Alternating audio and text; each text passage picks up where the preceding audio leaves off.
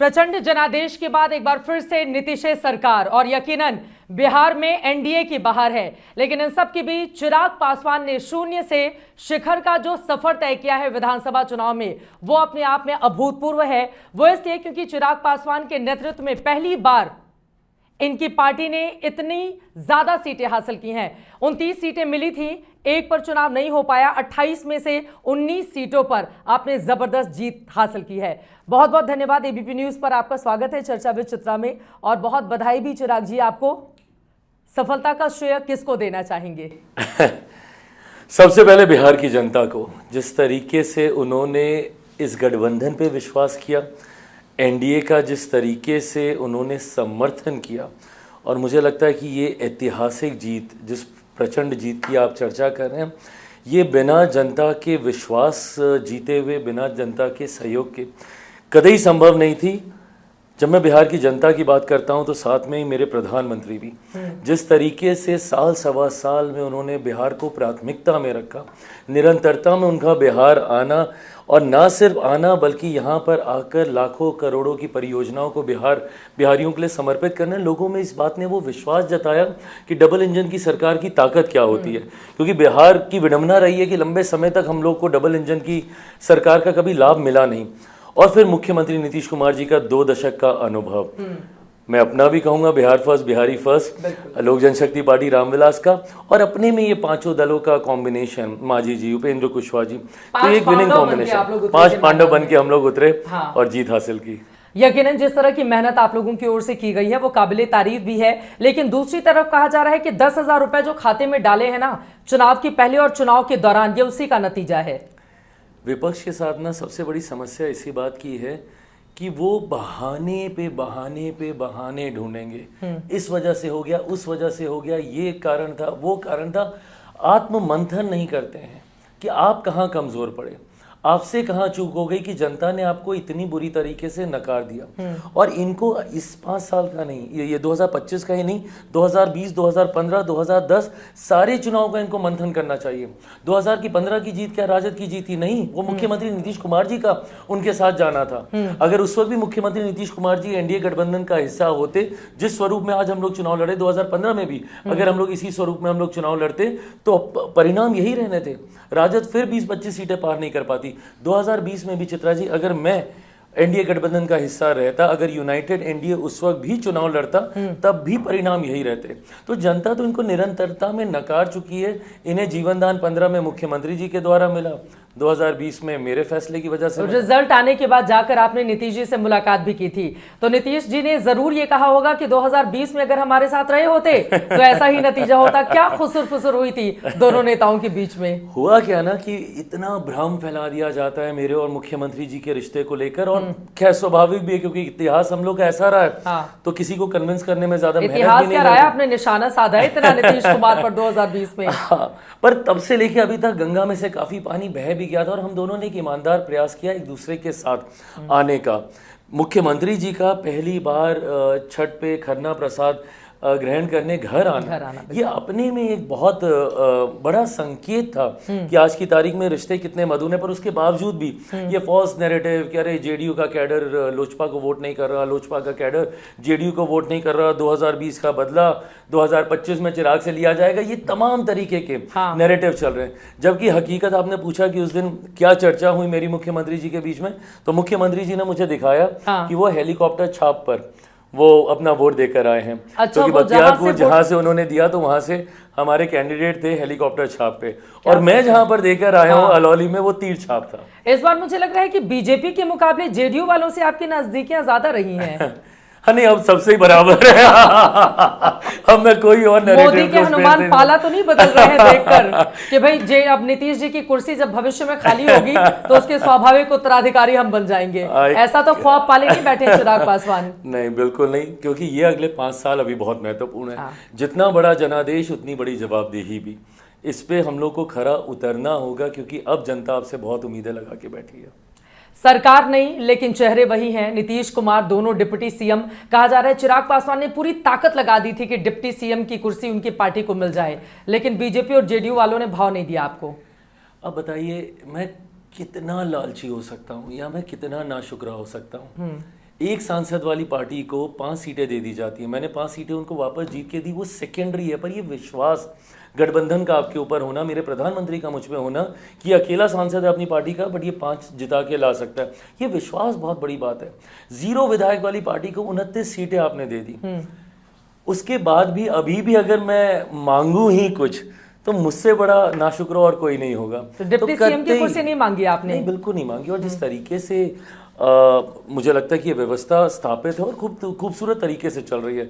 मुख्यमंत्री जी हैं, सम्राट जी हैं, विजय सिन्हा जी हैं, मुझे लगता है बहुत खूबसूरत व्यवस्था चल रही है।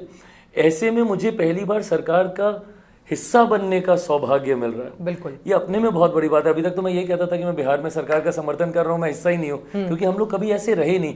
बीच का एक बहुत छोटा सा कार्यकाल छोड़ते जब चाचा जी यहाँ पे मंत्री थे, बट उस वक्त पार्टी की वो ताकत नहीं थी, वो प्रोमिनेंस नहीं था हम लोग का गठबंधन में। आज जब संकल्प पत्र तैयार हुआ है, उसमें मेरा बिहार फर्स्ट, बिहारी फर्स्ट के विषयों को उसमें जोड़ा गया है, तो आज जिस ताकत के साथ मैं हूँ, अब इसके बाद भी कुछ मांगूंगा तो बहुत लालची कहलाऊंगा। मतलब मुझे ऐसा लग रहा है कि प्रधानमंत्री जी ने अपने हनुमान को बिना मांगे सब कुछ दे दिया है और आगे के लिए बड़े बड़े प्रॉमिसेस भी कर दिए हैं। सूत्र हमें ये जानकारी दे रहे हैं। सूत्रों की जानकारी, तौबा, मैं खुद इतने बारे में इतना सुनता हूँ सूत्रों के माध्यम से। And throughout the election every day there used to be some breaking news about मी।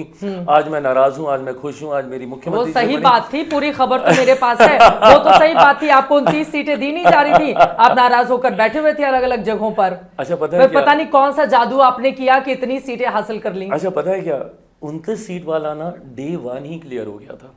बहुत अच्छा, मैं जब when I sit across the table ना, मैं बहुत लॉजिकल बातों पे चर्चा करता हूँ, हवाई बातों पे नहीं करता। मेरा सिंपल सा था कि भाई 100 सीट से कम तो मैं ही नहीं चाहूंगा कि मेरे प्रधानमंत्री की पार्टी चुनाव लड़े। हम लोग गठबंधन के भीतर थोड़ी चुनाव लड़ रहे हैं कि मैं 29 जीत गया तो तुम 6 जीत गए। हमें तो चुनाव विधानसभा में कितने जीत के जा रहे हैं उसका है। तो जब सामने 140 प्लस पे वो चुनाव लड़ रहा है, तो मेरे प्रधानमंत्री की पार्टी कैसे 100 से कम पे लड़ेगी? तो जब वो 100 पे लड़ेगी, मैं उस वक्त ये सोच रहा था कि जेडीयू 2-3 ज्यादा ही लड़ेगी। तो ले दे के बची कितनी 40-42 सीटें। उस पर मैंने बोला था कि बस एक आंकड़ा फिक्स कर दीजिए, 5 मतलब एक लोकसभा पे 5 कर दीजिए, 6 कर दीजिए, जो ठीक लगे। तो 6 का आंकड़ा आया, उस पर भी मेरा नुकसान ही हुआ ना, 6 पंजे 30 होता है। हाँ। मैं तो फिर भी 29 पे आके रुक गया। तो ऐसे में ये तो लड़ाई नहीं, हाँ सीटों के चयन को लेकर जरूर वो हो रहा था। जैसे जीतने वाली सीटें किसके हिस्से में ज्यादा जाएं? मैं 26 हारने वाली सीटें लेके बैठा था। अगर आप आंकड़े निकालेंगी, मैं 26 हारने वाली सीटें आउट ऑफ 26 सीटें ऐसी थी जिसपे सिटिंग हम लोग के नहीं थे, वो हारी हुई सीटें। तो हारने वाली सीटों पर हरवाने का काम तो आप ही ने किया था 2020 में। अब आप अलग आंकड़े देंगे, हरवाने का काम किसने किया था? चिराग पासवान ने किया था उन सीटों नहीं, पर। हाँ, तो 2020 वाली सीटें फिर भी ठीक है, बट उसमें से अब जैसे ओबरा वाली सीट एनडीए कभी जीता ही नहीं, पहली बार इतिहास में ओबरा से एनडीए का विधायक बना है।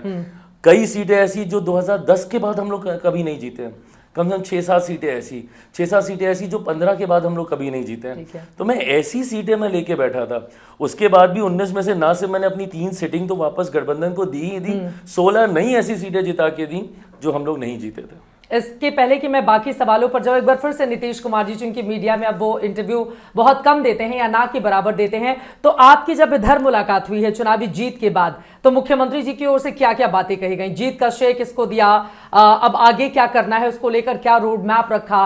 बड़े कॉन्फिडेंस में भी जब विधानमंडल दल का नेता उनको चुना गया तो दिखाई दे रहे थे मुस्कुराता बचारा, क्या बातचीत हुई है?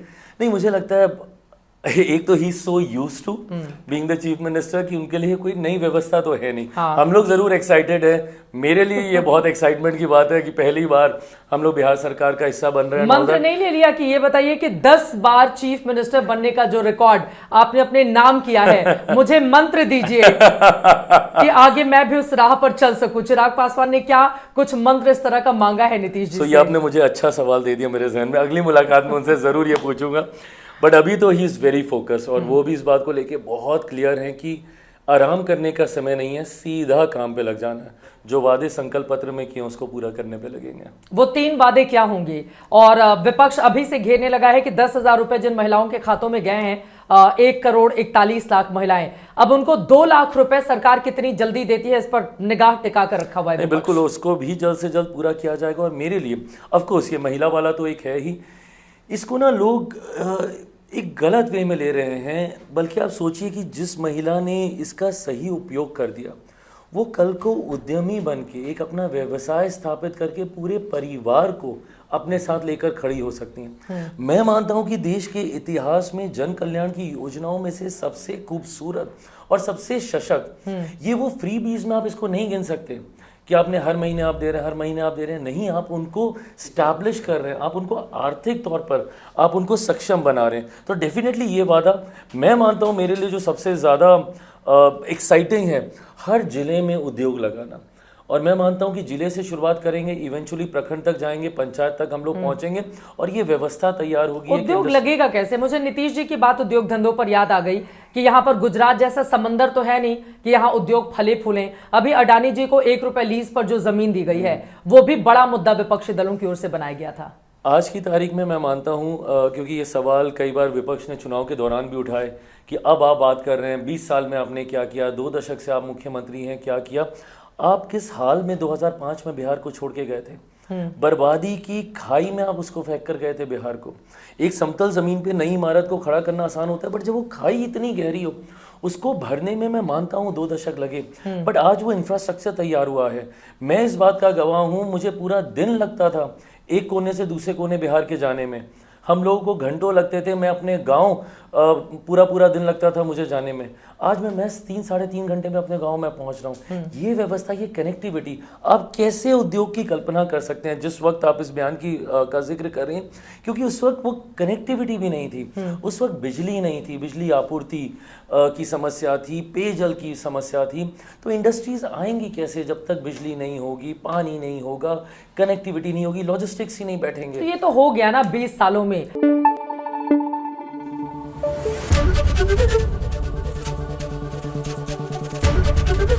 एबीपी न्यूज आपको रखे आगे।